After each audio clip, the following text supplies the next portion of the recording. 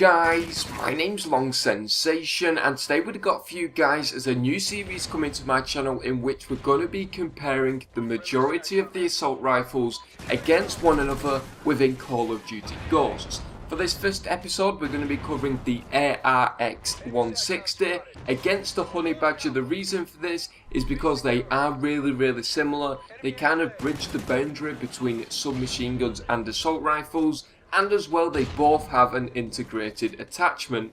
So for this first episode, the ARX versus the HoneyBadger, hope you guys enjoy, and let's get down to the stats of the ARX.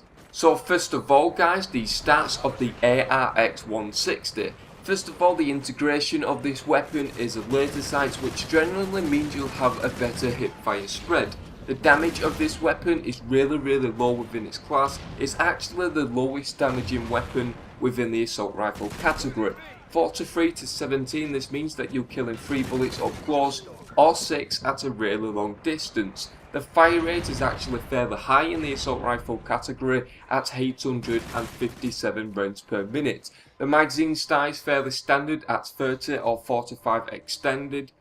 The reload time is fairly slow at 3.23 seconds. The time to kill is also really slow at 0.35 milliseconds, which is fairly standard because this weapon does have a really low damage. The squad points to unlock this weapon is at 10, which is the highest within its class. Now the advised perks to use for this weapon would be Deadeye to give you that extra damage per shot, Sleight of Hand because you will be reloading on a really constant basis, just simply because of the low damage and the fairly high fire rate, and of course Scavenger so you can easily replenish your ammo. Now that's the stats for the ARX-160. Now we're going to quickly move over to HoneyBadger, and then of course we'll compare the stats of these weapons. Now moving on to the HoneyBadger, its integration on this weapon is a silencer, which is possibly one of the best integrations within the game.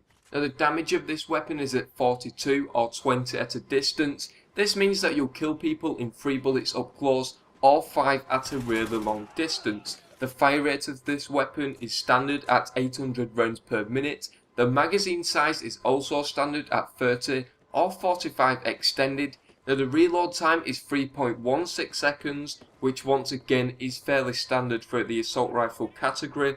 The time to kill however is fairly fast at 0.3 seconds. The squad points on this weapon to unlock is at 9. And the perks to use that I would advise is of course choosing perks that can kind of go in with that integrated silencer. You want to remain stealthy with this weapon, so Dead Silence and Takedown are a really good option. And also opting for Focus will also allow you to stay on target, allow you to stay on point, and more importantly, allow you to get that kill a lot more easily. Now guys, let's compare these weapons and let's see which one is actually better.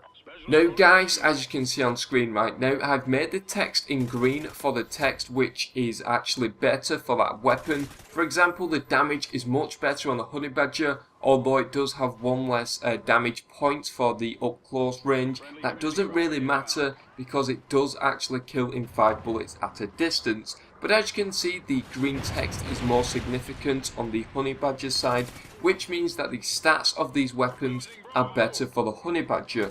However, let's just take a quick look at the recoil of these weapons, because that is a really important factor when comparing these weapons. Now as you can see, the ARX recoil is fairly high. As you can see, it is constant, however it goes up in a really upwards motion, which is really controllable if you do fire in short bursts. Now moving on to the HoneyBadger's recoil, we can see it is fairly tight, however it is more diverse, and you may find it really hard to get a kill at a really long distance. My advice would also be to fire in really short bursts with this weapon to maintain your accuracy.